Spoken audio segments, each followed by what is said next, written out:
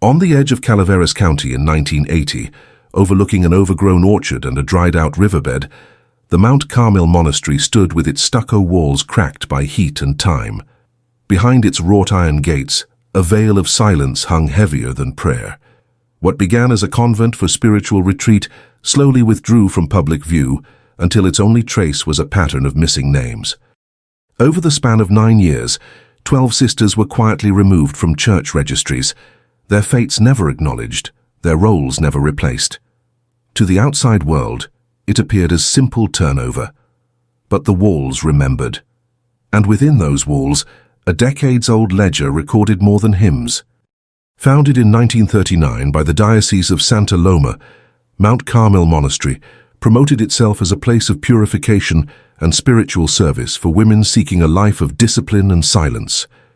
It was praised for its self-sufficiency and humble detachment from worldly noise.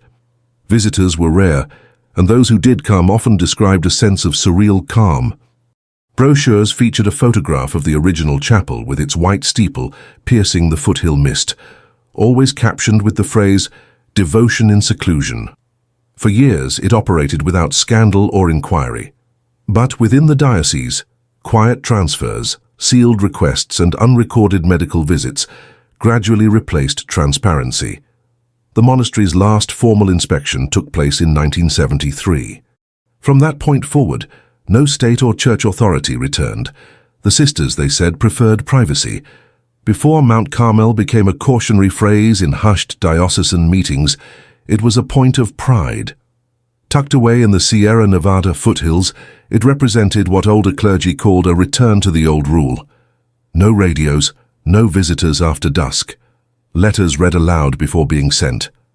It was never a secret that the monastery followed a stricter tradition, but the bishop's office in Santa Loma dismissed concerns as misunderstanding of monastic customs.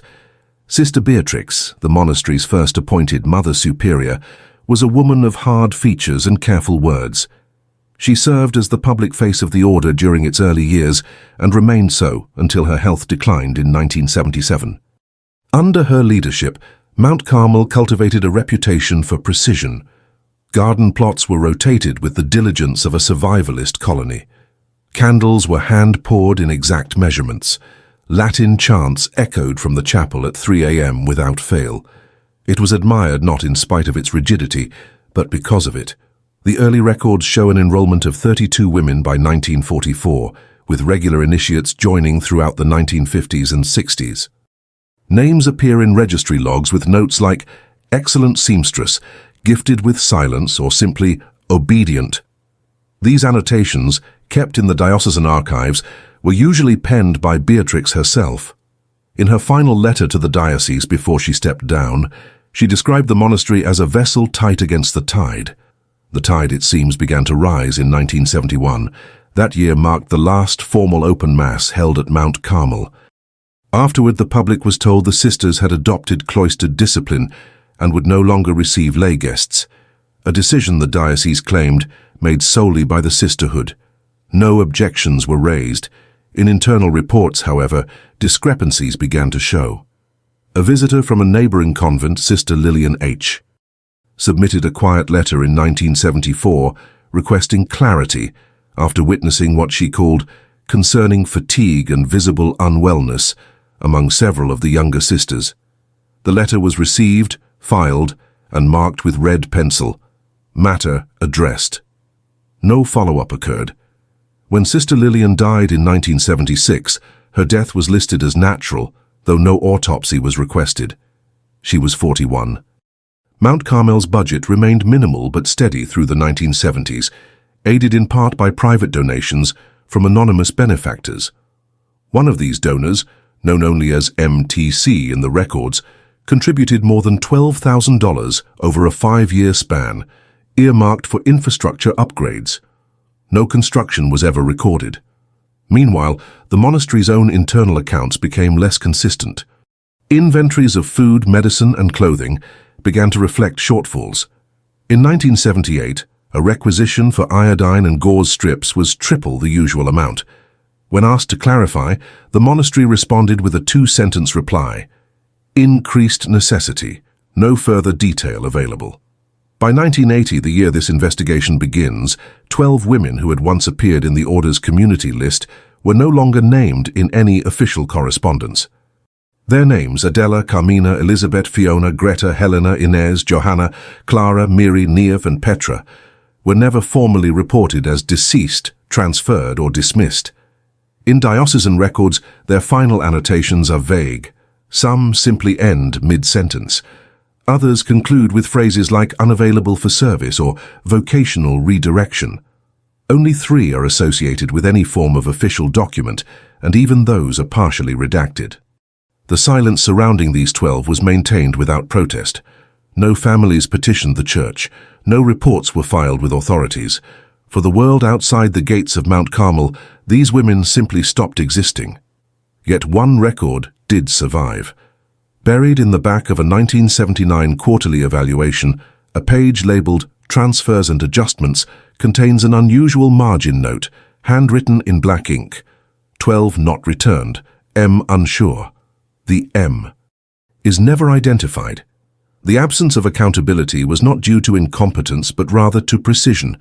Each administrative layer between Mount Carmel and the broader church hierarchy operated under its own assumptions of propriety. For the diocese, the monastery's extreme privacy was its hallmark. For the regional inspectors, it was a low-priority posting. For the families of the women, it was a path chosen voluntarily. And for the women themselves, silence was a discipline reinforced daily. Only one known visitor consistently entered and exited the grounds after 1975, a traveling nurse named Eunice Delmar. Employed by a private clinic in Santa Loma, she recorded over 17 visits to Mount Carmel over a 6-year period.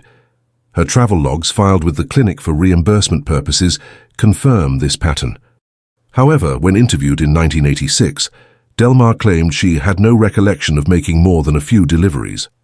She described the monastery as quiet, restrained, no different than other religious places. Yet her entries into the mileage book contain brief notes of concern. One dated May 12, 1977 reads, "Saw patient with restraints, not disclosed." Another, dated March 3, 1978, includes the words, "Requested more lithium than usual." No official record from Mount Carmel ever acknowledged medical treatments on site. The question of how the disappearances went unnoticed hinges on a deliberate erasure of identity. Unlike parishes, monastic registries were rarely updated for public access. A woman who entered the order gave up her surname. Correspondence was filtered through the Mother Superior. If a novice failed to complete her vows, she was quietly removed. If a professed sister disappeared, it was written off as relocation. Unless civil authorities became involved, which they never did in this case, no formal investigation was triggered. There is one exception. In the fall of 1981, a contractor hired to repair the chapel's foundation discovered a set of personal items buried beneath loose floorboards in the sacristy. These included a silver crucifix, a rosary with a broken chain, and a leather-bound prayer journal. The items were catalogued but never returned. The journal bore the initials PM and included daily entries from March to August 1979. The final entry ends mid-sentence. "We were told not to." The contractor was paid in full and asked not to return. His name was withheld from diocesan logs. Years later, fragments of the journal were cited in an internal review, never made public, that recommended a re-evaluation of facility protocols, especially concerning mental and spiritual hygiene. The recommendation was not adopted. What made Mount Carmel particularly resistant to scrutiny was its status as ecclesiastically autonomous, meaning it was allowed to govern its own internal affairs with minimal external oversight. This designation, typically reserved for historic monasteries, had been granted in 1965 and never revisited. The 12 sisters who disappeared were likely not lost all at once. The pattern suggests gradual attrition, each absence absorbed by a system built to forget. It was in the absence of alarms that Mount Carmel's silence became its most effective disguise. No scandal broke the local news cycle, no families picketed its gates. The institution's calm exterior not only disarmed suspicion, but turned inquiry itself into an awkward social faux pas. Asking too many questions about a convent was often interpreted as disrespect for religious liberty. The monastery, with its scrubbed limestone and bell that rang on schedule, carried the aesthetic of order. Yet by 1982, a subtle erosion began within the diocese's administrative files. Names of retired clergy who had once corresponded with Mount Carmel quietly vanished from contact sheets. A secretary in the Department of Religious Housing reported that several annual maintenance reports were blank or duplicated. "It's like the same file was submitted 4 years in a row," she wrote in a handwritten margin, but with a different date on the cover page. The practice of templating forms without updating content was later confirmed in an audit, but no one was held accountable. Most dismissed the error as clerical oversight, or at worst, laziness.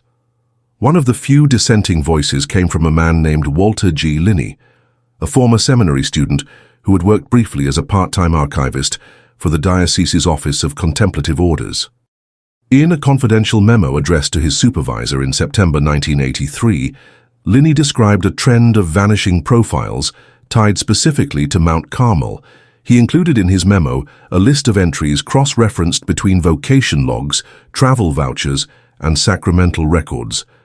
The name Petra was highlighted 3 times, each in a different year, each with a different vocational annotation: postulant, novice, professed sister.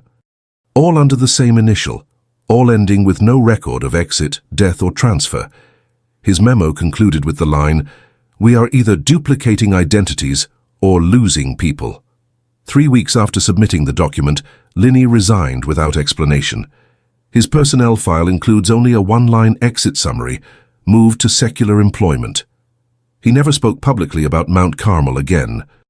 Meanwhile, at the monastery itself, the seasonal rhythm continued undisturbed. Harvest schedules were published, winter candle orders were fulfilled. The diocese's annual retreat brochures still listed Mount Carmel as an optional venue, though it had not hosted visitors in nearly a decade. Then in February 1984, a new piece of information emerged. During an unrelated inspection of historical properties in Calaveras County, the state assessor's office filed a complaint citing irregular land use. A surveyor named Roy Morantes noted that aerial photographs showed signs of unregistered construction within the boundaries of Mount Carmel's property. According to his report, a narrow trench system had been visible for several months during 1982 and 1983, but no corresponding permit had been filed. He included black and white images showing discolored earth in a straight line leading from the rear garden toward the tree line. When contacted by the diocese, Mother Superior Ambrosina responded with a brief letter, stating that the sisters had embarked on a drainage improvement project using manual labor only. The county accepted the explanation, though no site visit followed. Within a year, the trench marks were gone, grass had grown in. Behind closed doors, however, the diocese began to exhibit signs of internal tension. Meeting minutes from June 1985 include veiled language referencing the situation east of Copperville and the unresolved nomenclature cases. No names were used. The notes were handwritten rather than typed. Most tellingly, the final line of the meeting reads, "Matter remains closed. Further inquiry discouraged." Only a handful of individuals were privy to the full contents of those discussions. Most had since retired or passed away. One former assistant to the Chancellor, speaking on condition of anonymity in 1993, recalled a moment during that meeting when an envelope was passed across the table. "It had a wax seal," she said, "like from an earlier era. Inside were copies of something. I only saw the top page. It listed dates and initials, 12 of them." She was not asked to stay for the rest of the meeting. As Mount Carmel entered its final years of operation, subtle changes in its internal routines became visible to the surrounding community, though few knew what they were seeing. A nearby postal worker noted that outgoing mail from the monastery dropped by almost 70% between 1984 and 1987. A milk supplier said his deliveries were often refused, with the same crates returned unopened. The chapel bell, once heard throughout the foothills, grew sporadic. Some days it rang early, other days not at all. Then, in April 1988, a fire was reported in the storage shed near the north gate. By the time local responders arrived, the flames had been extinguished. A single incident report was filed, stating that combustible waste had ignited under controlled conditions. The cause was deemed accidental. No structural damage occurred. But neighbors later reported smelling something acrid in the air for several days afterward, unlike wood or paper, something chemical. Mount Carmel's final entry in the diocesan calendar came on March 14, 1989, marked simply as "Inventory concluded." By that summer, all remaining sisters were quietly relocated. The monastery was decommissioned but never sold. Its keys were returned to the diocese, where they remain, unclaimed in a drawer labeled "Retired Sites." What remains of the 12 women who disappeared has never been formally addressed. Their initials, sporadically scattered across documents and half-filled ledgers, resist closure. An attempted inquiry by a regional journalist in 1991 stalled when access to diocesan archives was denied. A letter from legal counsel cited privacy concerns and spiritual confidentiality. To date, no remains have been identified, no death certificates filed, no official acknowledgement offered. The absence is total. Yet even among those who have kept their distance, the name Mount Carmel continues to evoke a pause. Not because of what was found, but because of what never surfaced. It is the shape of the void that unsettles.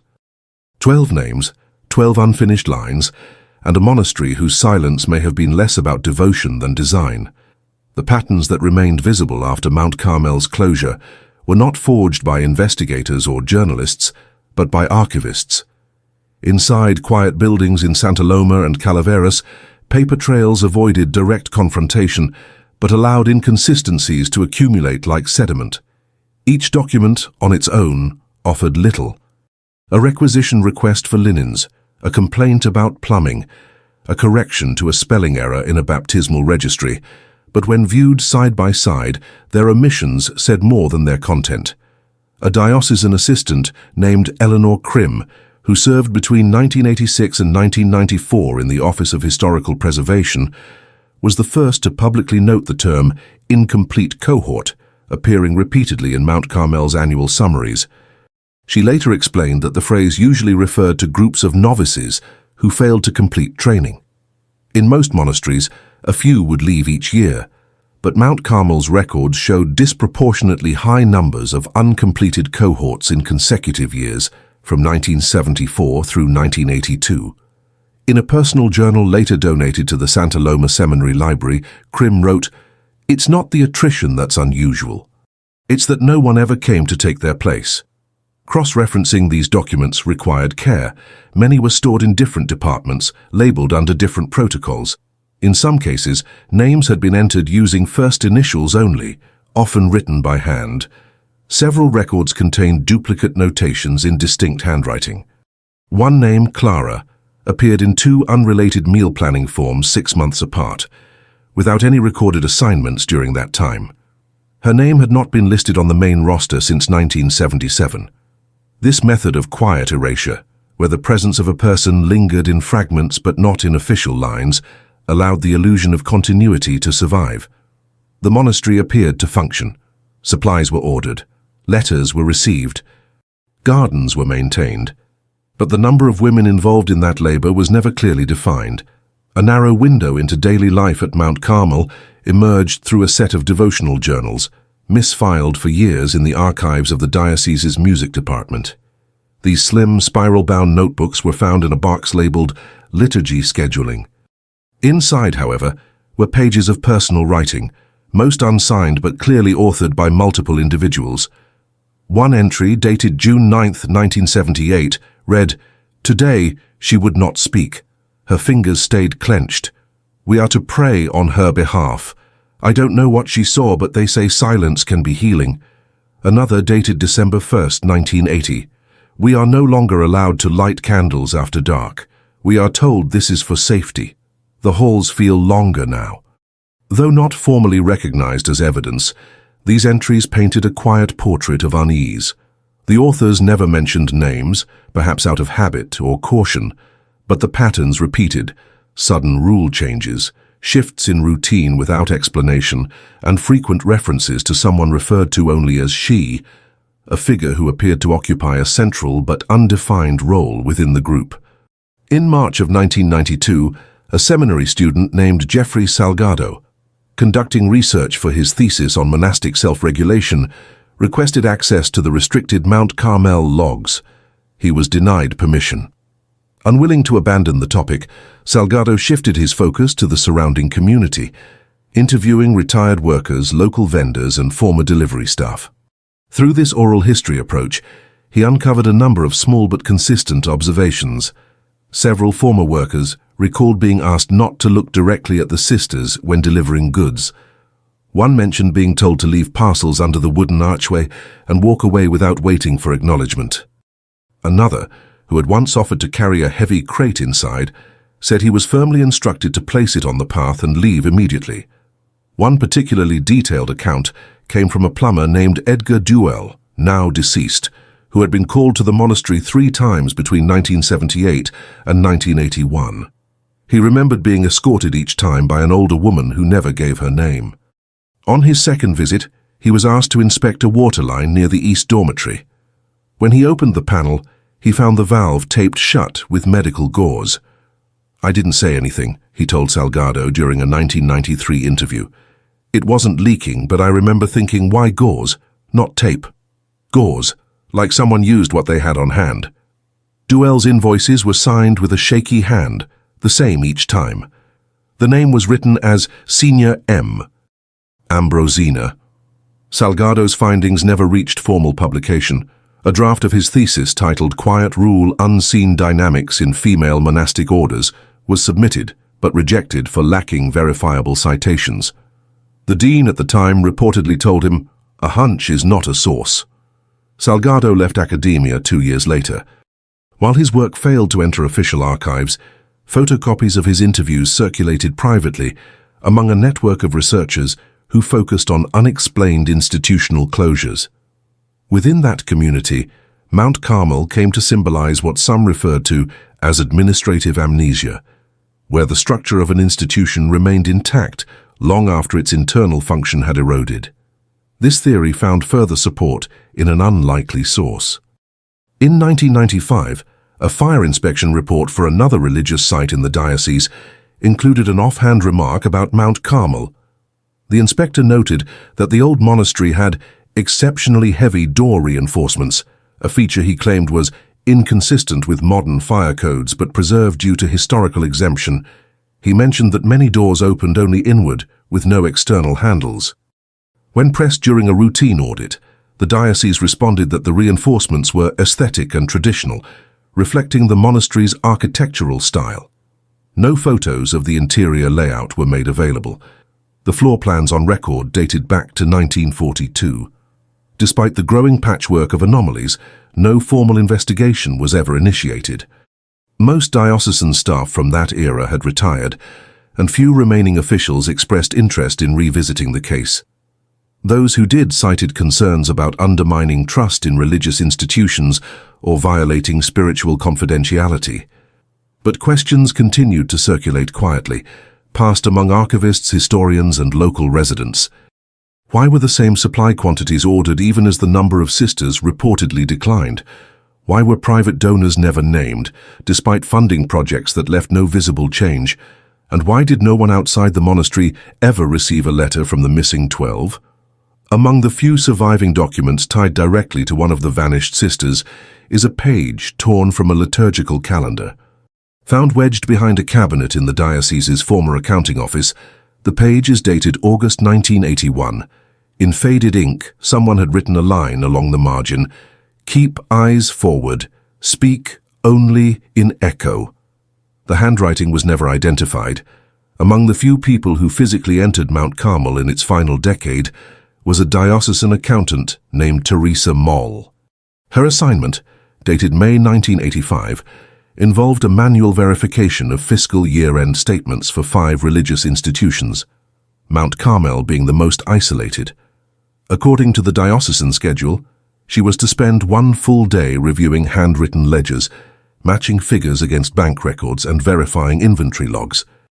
In her personal notes, later uncovered by a family member and passed anonymously to a regional archivist, Teresa described the visit as unlike any other accounting stop. She arrived at 8:15 a.m. and was greeted not by the Mother Superior, as protocol dictated, but by two women who declined to give names. They wore identical habits and offered no verbal greeting. Instead, they handed Teresa a small basket containing a thermos of tea, a wrapped sandwich and a slip of paper with the words, "Work in silence. God bless." The records she was given were mostly intact, though unusually tidy. Each column was written in the same hand, with little variation in ink or pressure. The margins were clear, totals always rounded, no corrections were visible. What unsettled her, according to her notes, was the absence of signature lines. "Normally one expects initials or approval marks," she wrote, "even small ones. Here, none." More unusual was the way she was monitored. One of the women remained seated across from her throughout the visit, her hands folded and eyes fixed just below Teresa's gaze. The woman did not speak. When Teresa asked to use the restroom, she was led to it without response. No conversation was exchanged. At the end of the day, Teresa signed a visitor log and was handed an envelope with her reimbursement slip already prepared. She later told her husband that she had never felt so aware of her own voice. "It was like noise didn't belong there," she said. "Even breathing felt too loud." No formal complaint was filed. Her ledger review was marked complete. In a follow-up summary to her supervisor, she wrote only, "Records in order, staff compliant, no follow-up needed." 3 months later, she requested reassignment to a different department. Elsewhere in Calaveras County, a slow convergence of quiet memories began to gather. A retired groundskeeper named Abel Renteria, who worked for the diocese between 1970 and 1982, came forward to an archivist in 1997 with what he called half-forgotten patterns. Though not stationed at Mount Carmel, he was once asked to deliver spare tools to the site during a regional landscaping shortage. He remembered arriving late afternoon and being told to wait at the gate. "No one opened it for almost 20 minutes, he said. Then a young woman came out, eyes red, no shoes. She said nothing, just pointed at the toolbox and took it inside. Renteria said he tried to speak, to ask if she needed help carrying the heavier pieces, but the woman had already turned her back. As she walked, he noticed the back of her habit was damp, as if she had been caught in rain, but the sky had been dry all day. Later that same year, a letter from a volunteer literacy tutor named Maribel V. surfaced through an academic oral history project. She had taught adult education classes in Santa Loma during the early 1980s and claimed that one of her students had once been a postulant at Mount Carmel. The student, a soft-spoken woman named Elizabeth, reportedly told Maribel that she had lived in a place where voices were forbidden. The two developed a brief rapport, during which Elizabeth confided that her former home had no clocks, no mirrors, no music. She referred to it as the house with no reflections. When asked if she missed it, she responded, "I miss believing that silence was holy." Elizabeth stopped attending class after 6 sessions. Her last recorded address was a room in a local boarding house paid for by the diocese's Transitional Support Fund. After that, no trace remained. Back in the diocesan archives, another peculiar entry drew quiet attention. In the 1982 inventory list for sacramental vessels, Mount Carmel reported a deficit of 12 personal rosaries. Normally, missing items of this nature were considered trivial, but the list had been reviewed twice and a notation was made in pencil. Checked twice, count stands. No reason was given for the loss. No replacement was requested. Years later, an archivist revisiting the list noticed that the number matched exactly the count of the missing sisters. The archivist made a side note, dated 1998. Either symbolism or coincidence should not be ignored. As efforts to locate direct testimony failed, some researchers turned to architectural evidence. Floor plans of the monastery, when compared across decades, revealed small changes not reflected in renovation requests. A doorway marked as an exit in 1952 had vanished from all diagrams by 1975. A corridor that once led to a guest refectory was reclassified as a storage extension, though no such storage was listed in usage reports. One particularly odd modification was the ceiling of a south-facing alcove originally built as a prayer niche. By the early 1980s, it had been walled off entirely. A note in the 1984 structural review marked the space as archival hold, though no records were stored there. These small architectural erasures paralleled the administrative ones. Neither left clear traces. Both ensured that presence was recorded without identity. In 1999, the diocese formally digitized its pre-1990 monastic records. During this process, several documents related to Mount Carmel were found to be unreadable. Not damaged, but blank. The files had been properly catalogued, date-stamped, and archived, but when opened, they contained only header text with no body content. The digital team flagged the anomalies but received no directive to investigate further. Among the few surviving visual records of Mount Carmel is a photograph taken during a 1963 feast day. It shows a group of 23 sisters standing in front of the chapel, each with identical expressions, hands folded. At the center, a young woman, later identified as Sister Helena, looks slightly off to the right. Her face is turned away just enough to show she is not looking at the photographer. In the chapel's stained glass behind her, a faint reflection appears. It does not match her pose. In January of 2001, a minor legal dispute between the Diocese of Santa Loma and the county's Historical Preservation Board led, unintentionally, to the release of sealed maintenance logs from several decommissioned religious sites. Among them were 4 thick binders labeled MCA through MCD, each referring to Mount Carmel Monastery.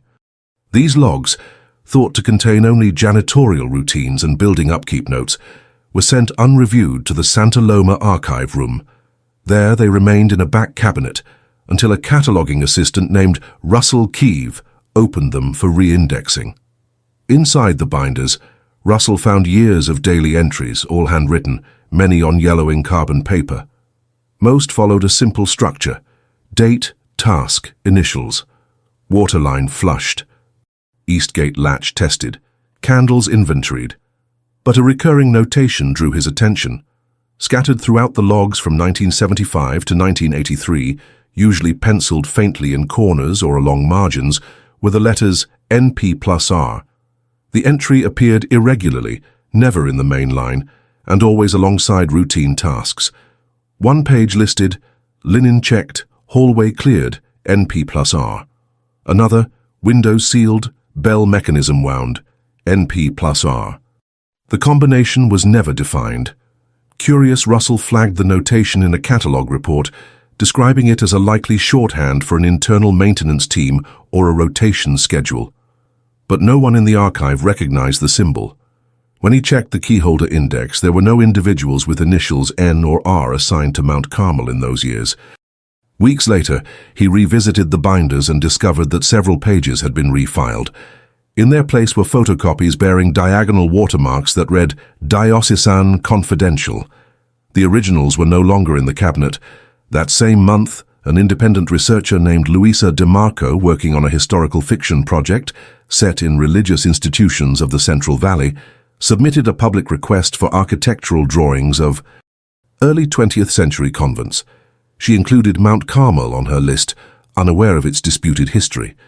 In return, she received a standard blueprint packet, but noticed that Mount Carmel's set had a postscript added to the file label. Includes sub-level sketch, non-verified. Intrigued, Luisa compared the monastery's blueprint to others of similar size. Most rural convents of the 1930s era were constructed with single floors and shallow basements for food storage. Mount Carmel, according to its initial layout, fit this model, but a rough sketch in the appendix revealed a second, unlisted sub-level beneath the west corridor. The sketch lacked labels. A rectangular room was drawn with dotted lines, a stairwell descending from a point near the storage cloister. There were no measurements. The area was marked only with a circle and the number 12. When Luisa shared the sketch at a local academic seminar, most attendees dismissed it as an abandoned design. But one former seminary instructor, now retired, pulled her aside afterward. He told her, That place had more keys than rooms. We used to joke about it, but no one laughed too loudly. This sub-level theory gained more traction when Louisa traced the records of a contractor named Darrell Hendrick, who had done undocumented work for the diocese in 1979. In his surviving billing notes, preserved in a county tax audit, she found an invoice for reinforced interior pit frame single-use concrete pour, no ventilation. The location listed was coded MCS. Louisa contacted Darrell's daughter, who confirmed her father had done some kind of strange repair job for a religious facility up in the hills. She remembered him returning from the trip unsettled. "He didn't sleep well for weeks," she said. "He told my mom he thought he heard singing underground." Though anecdotal, this detail paralleled an earlier note found in one of the Mount Carmel devotional journals. "We have stopped the morning chant. Echoes too strong. M says it disturbs the others." Meanwhile, back at the diocese, the process of digitizing old sacramental registries revealed further gaps. In 1978, the record of first vows at Mount Carmel listed 7 names, but the attendance register from that day accounted for only 5 participants. The remaining 2 lines were marked delayed. The note beside it read, "To be reviewed after further instruction." Those 2 names never appeared in any subsequent ceremony. More troubling were the entries from July 1980, which documented an internal novitiate retreat. The summary log used language that deviated from standard phrasing. Instead of "retreat completed," the file read, "trial observed, outcome pending." No clarification followed. The date was circled. Beneath it, the archivist who reviewed the file had written one word in red ink: inadmissible. Parallel to this discovery, a retired courier named Milton Hodge gave a recorded interview to a local preservation group. Milton had worked for a private printing press that occasionally delivered liturgical materials to isolated monastic orders. Between 1976 and 1985, he claimed to have made 8 deliveries to Mount Carmel, always involving custom missals printed without standard diocesan headers. "These books weren't meant for the public," he said. "They had instructions I'd never seen. One page just said, 'Prepare for the hour without names.' Another had all the chapter numbers blacked out." Though Milton never kept copies, his delivery slips were intact. Each listed an authorizing signatory, M.A. The initials did not match any registered clergy or religious personnel on record. A linguist specializing in ecclesiastical Latin later reviewed the missal titles provided by Milton. One phrase, "Ordo Silenti Perpetuae," stood out. It translated loosely to "Order of the Perpetual Silence." The Vatican did not recognize such an order. Back at the diocese, archival staff grew less responsive to inquiries. Several request forms filed in 2002 and 2003 were denied with vague phrasing. "Records under protective hold," or "materials currently under reclassification." Internally, staff turnover accelerated. The Office of Monastic Affairs was dissolved and folded into the General Archive. Mount Carmel's key drawer, once separate, was relabeled and merged with a miscellaneous folder called Closed Holdings. Still, remnants continued to surface. A photo album sent anonymously to the Santa Loma Historical Society included 3 images of Mount Carmel taken from behind the western tree line. One, dated 1984, showed smoke rising from a chimney not listed on the original blueprints. Another, from 1987, captured a row of identical chairs positioned in the outdoor garden, all facing the same direction. No one was seated. The final photo bore no date, but its colors and shadows suggested late afternoon. In it, a figure dressed in pale cloth stood alone at the corner of the east cloister. Her face was indistinct, turned slightly. Around her feet, a semicircle of small stones had been arranged. None of these elements were explained. The album bore no return address. What began as academic speculation had by the mid-2000s become a network of quiet correspondences, emails with truncated subjects, letters mailed without return addresses. Researchers shared fragments, always conscious of the fact that no full picture had yet emerged, but the weight of the fragments began to press. Each missing signature, each refiled document, each unverified room added to the burden of evidence. Not evidence of crime necessarily, not of wrongdoing in the legal sense, but of something else.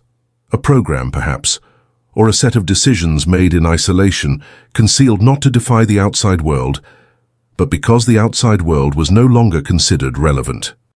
In early 2005, a former seminarian named Robert Callan submitted a typed letter to the Santa Loma Ecclesiastical Review Board. He had studied theology at the diocesan seminary in the late 1970s, and during his final year had been assigned to a brief internship program known as Silent Companionship, designed to prepare candidates for potential placements in contemplative communities. Mount Carmel had been one of the locations listed, though few ever went. Callan's letter described 3 days spent within the monastery walls in April 1979.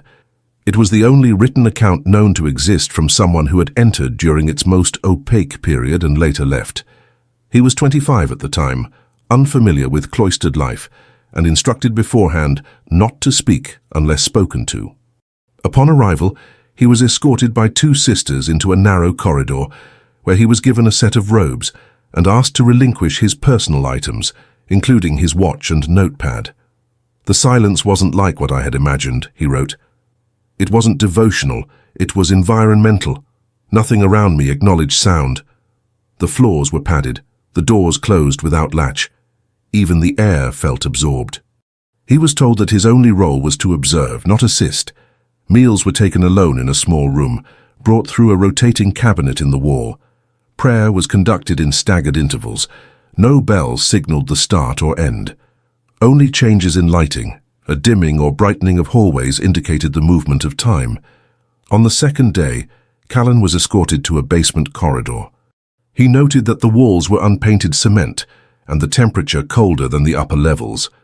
There, he said, he was asked to wait while the sisters conducted a ritual he was not permitted to witness.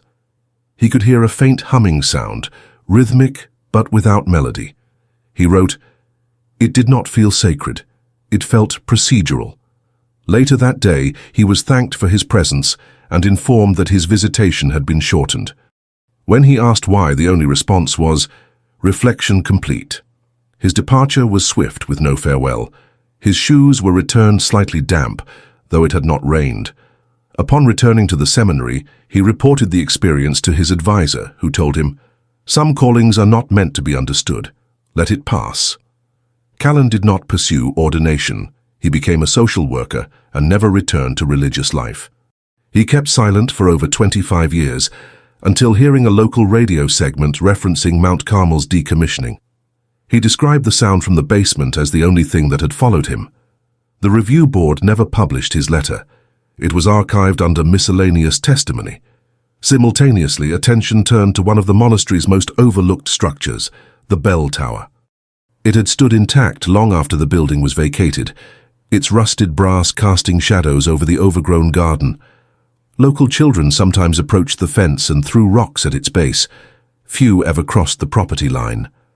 In 2007, a group of architecture students from Sierra Technical College received permission to photograph decommissioned ecclesiastical sites for a thesis project. Mount Carmel was on their list. While photographing the tower, one student noticed a thin line of separation in the mortar between its base and the wall behind it. Upon closer inspection, they discovered that the entire structure, rather than being anchored into the building's frame, had been installed as a modular shell. Beneath the bell platform, they found what appeared to be a sealed trapdoor. The lock was rusted and fused. With permission from the site custodian, the students documented the find but were not allowed to attempt entry. They submitted their report to the diocese, which issued a one-sentence reply. All structural elements were sealed per deactivation protocol. The custodian, who had worked the grounds since 1992, later admitted in a private interview that the bell had not rung since the closure. "It's not broken," he said. "It was disconnected." In the years that followed, interest in Mount Carmel began to fade. Other scandals, larger and more immediate, drew public focus elsewhere. Yet a small group of independent historians continued their quiet investigation. One, a researcher named Amara Vistal, turned her attention to what had not been touched, the surrounding soil. In 2011, using satellite imagery and a series of state agricultural maps, she tracked changes in vegetation patterns along the southern edge of the property. From 1979 to 1984, a consistent discoloration appeared in the same location each summer. It followed a curved line and maintained exact dimensions across 5 years. Amara cross-referenced the coordinates with diocesan landscaping schedules. No planting or excavation had been scheduled in that area. In fact, the records noted the southern edge as off-limits to external contractors.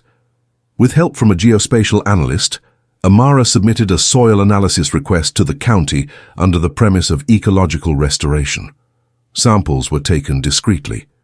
The results, returned without fanfare, showed high levels of lime and irregular compaction layers, inconsistent with standard gardening or drainage activity. She published her findings in a private newsletter distributed to a network of historical researchers. The conclusion was cautious but clear. The pattern of soil treatment suggested repeated efforts to mask subsurface changes. Among her readers was a retired emergency services coordinator named Glenn Noonan, who had conducted fire safety reviews for the diocese in the early 1980s. In response to Amara's report, he shared a set of field notes from a 1983 inspection at Mount Carmel. His records mentioned a concern about unregistered waste burn site near South Wall. He had recommended further examination. No follow-up was logged. The fire safety report had been filed and closed.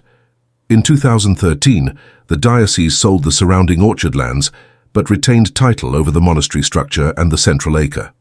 The sale contract included a clause forbidding structural alteration to the main building or any sub-levels without express approval. The buyer, a historical conservator, agreed. A final clue emerged not through inspection, but through music.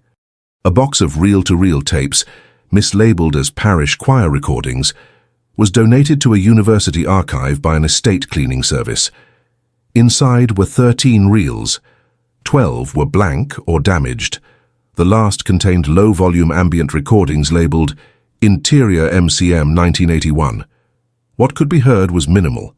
Faint footsteps, the movement of air, and at regular intervals, a metallic clink followed by the creak of what sounded like a wooden frame.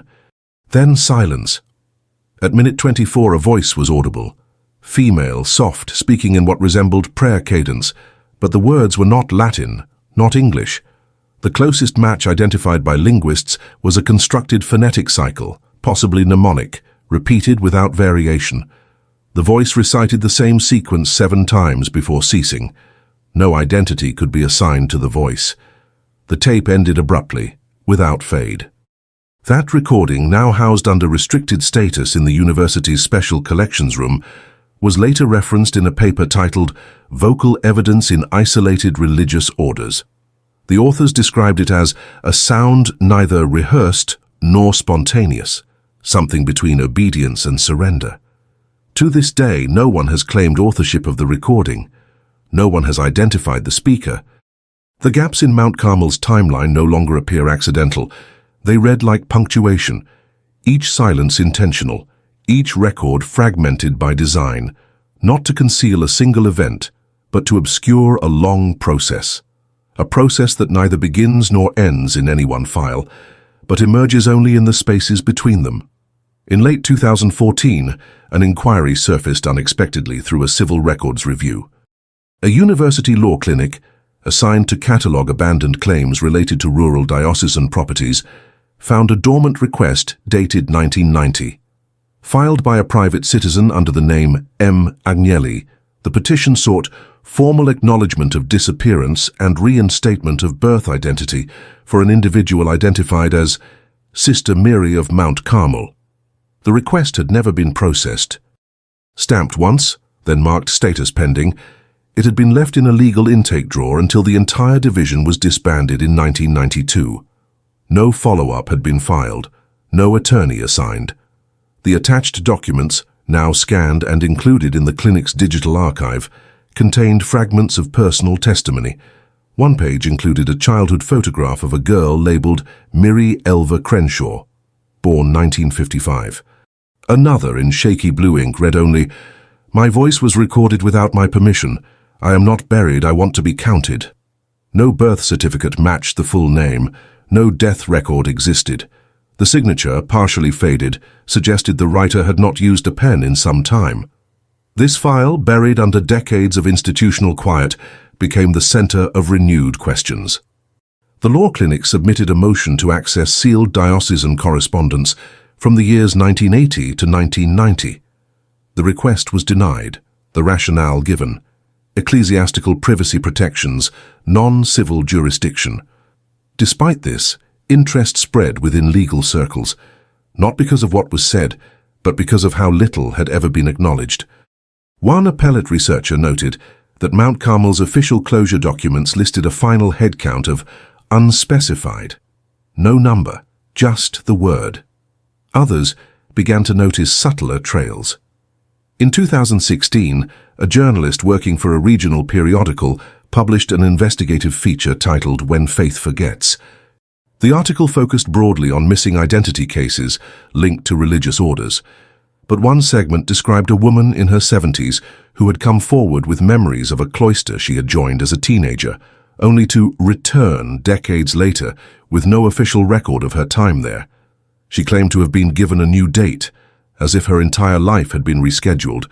She would not name the order, but she described a bell tower that never rang, a courtyard with unlit lanterns, and prayers that were recited with eyes closed, facing a wall.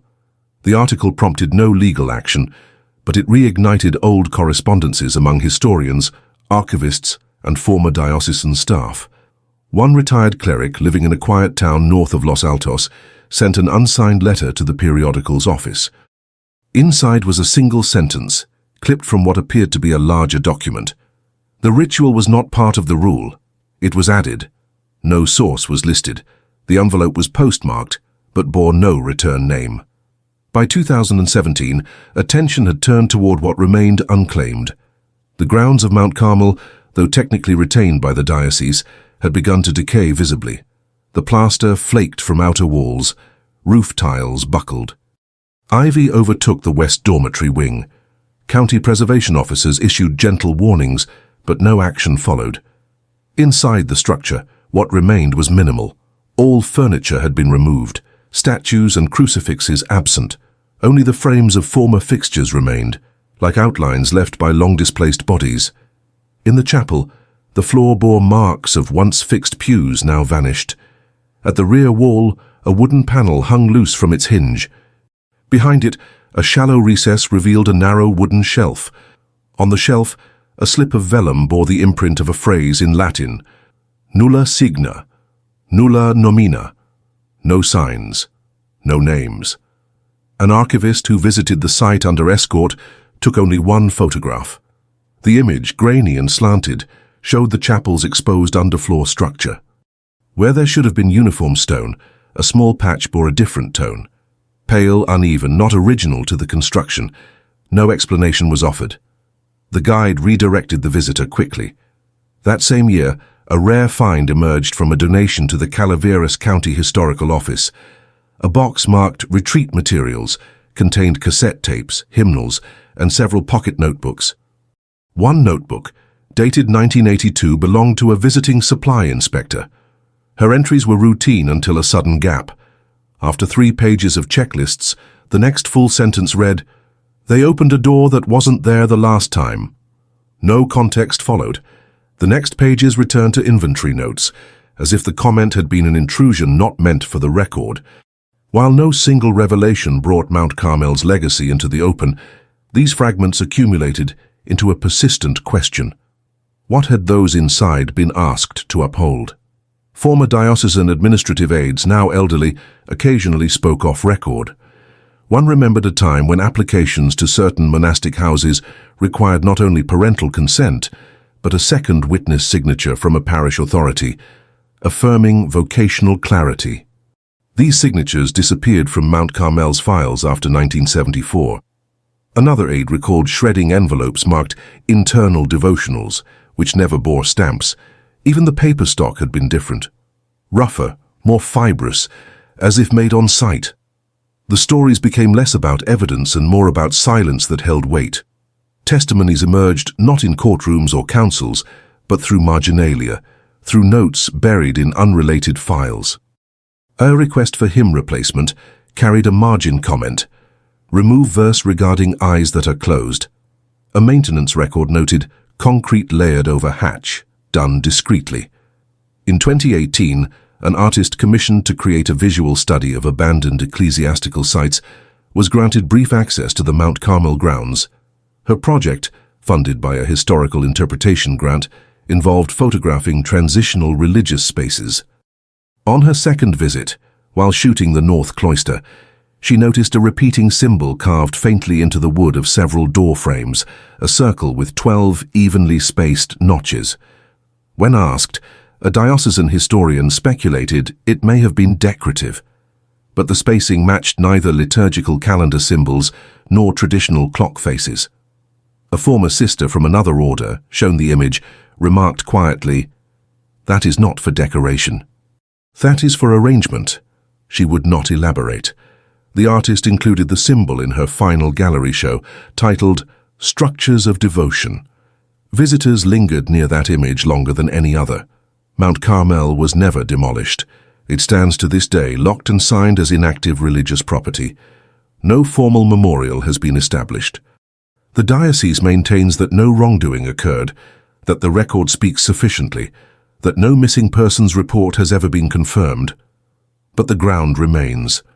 And in the absence of names, in the presence of unfinished sentences, faint initials, and doors that were sealed without note, a different kind of ledger persists. It is not found in archives or filings. It is kept in the space between records. It exists where one signature fades into the margin, where the ink runs out just before a name begins. It is the kind of ledger that asks not what was written, but who was expected never to be read. In 2019, a retired archivist named Lydia Frame quietly submitted a package to the Faculty of History at Santa Loma University. She had worked under the Diocesan Office of Records from 1972 to 1990 and maintained, by her own admission, a habit of retaining duplicate materials in anticipation of procedural loss. Her submission included carbon copies of 4 pages removed from Mount Carmel's administrative ledger, dated between 1977 and 1983. What set these pages apart was not their content, but the method of notation. Each used a symbol in place of a name. The symbols resembled circles bisected by a single vertical line, differentiated only by the number of dots drawn within the lower half. There were 12 in total, appearing throughout the entries in rotation. On each page, one symbol was crossed out. No legend accompanied the documents. The tasks listed beside the symbols ranged from silence hour confirmed to rotation complete. One page bore a final entry at the bottom, separate from the rest. Circle closed, further entries withheld. The university quietly verified the authenticity of the pages, but did not release them publicly. A graduate assistant who reviewed the documents wrote in her notes, "Not meant for record keeping. This is compliance tracking." The documents resurfaced in an academic symposium the following year, cited as evidence in a presentation titled Erasure and Ritual in Female Cloisters. The speaker, a professor of ecclesiastical history, referred to Mount Carmel only as MC South Site. She concluded her lecture with a rhetorical question: if the body is obedient and the voice is silenced, what remains to record the will? Her remarks received no formal rebuttal. But within a week, an internal memorandum was circulated among the Diocesan Heritage Committee, advising members not to engage with unverified historical characterizations of past monastic practices. That same summer, a filmmaker working on a documentary about abandoned religious sites was granted limited access to Mount Carmel for exterior filming. He and his crew spent 2 days capturing long shots of the decaying perimeter, the boarded chapel windows, and the garden overgrown with ivy and white thistle. On the second day, while reviewing drone footage, the editor noticed a shape in the gravel behind the chapel wall, 12 evenly spaced stones, forming a near-complete circle. They returned to investigate, but overnight the formation had been partially disturbed, as if brushed away by wind or animal movement. Still, the placement was visible enough to include in the final cut of the film, where it appeared without commentary, accompanied only by ambient sound. When the film aired, viewers began writing in with interpretations. Some claimed the stones marked burial points, others saw them as symbolic seating. One viewer, a former novice from another order, sent a message simply stating, "That arrangement is used during adjudication, but not outside." The production team did not respond. The monastery again remained silent. By 2022, efforts to trace the 12 missing sisters had dwindled. No new leads emerged. Digital databases failed to surface correlating identities. Birth records from the 1950s and 60s, when most of the women would have been born, contained too many inconsistencies. Last names were never recorded within Mount Carmel's files after postulancy began. First names were often replaced with initials or ceremonial titles. The result was a collection of traces that could not be matched to the outside world. One of the only pieces of external correspondence definitively linked to the monastery came from a letter dated October 1981. It was found among the possessions of a retired parish priest in a town nearly 80 miles south of Calaveras. The envelope bore no sender's name, but the postmark was traceable to the nearest mail drop to Mount Carmel. Inside, a folded sheet of cream stationery held a single sentence: "We are no longer practicing confession. All sins are now collective." The letter had never been shared publicly. It was filed among old receipts and pastoral forms. Its discovery, like many other fragments, came not through search but through death. By late 2023, the diocese had begun converting parts of its archive to a private digital system. As a result, physical access to Mount Carmel's remaining paper files was restricted. Some were boxed and stored. Others were quietly transferred to climate-controlled storage under historical retention protocols. A list of these boxed files, released briefly before the transfer, included one entry labeled Voce Compendium. No description, no author, no page count. The label was handwritten. A request to view the file was denied. Outside the institution, interest persisted only among a small circle of private historians, former seminary students and archivists. They maintained a correspondence list known informally as the Miri Network, named not in claim of identity, but in recognition of the letter once filed and forgotten. The network did not publish. Its members agreed that the story, in any conventional sense, was incomplete. But they preserved the fragments and, where possible, connected them. One such connection emerged in the fall of 2024, when a woman in her late 60s reached out to the group through an intermediary. She had once worked as a laundress at a retreat house that had serviced several monastic communities. She remembered, she said, preparing a shipment for Mount Carmel that included 12 unmarked linen bags. Each bag was labeled with a symbol she had never seen before, a circle and line sometimes dotted. She had asked a delivery clerk about the symbols. He told her, "That's how they keep track. Names aren't useful anymore." She left the job shortly after and never returned to religious employment. Her story, recorded in transcript and stored alongside other interviews, was added to the ledger, not of names, but of echoes. In the end, the story of Mount Carmel remains not a single tale but an accumulation of pauses, a ledger without figures, a registry with entries begun but not concluded. 12 sisters who, over 9 years, were marked present, then marked absent, then not marked at all.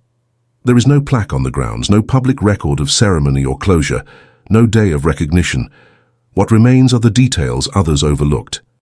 The gauze wrapped around a water valve, the initials penciled into margins, the refusal of fire alarms to sound, the voice on a reel, reciting a sequence not meant to be remembered. If this story impacted you, if you stayed until the end, it's because you feel these hidden truths also need to be exposed. So leave in the comments the city you're watching from. This way we can see how far these stories are reaching. And subscribe to the channel. There are many other cases the world tried to forget, but we insist on remembering.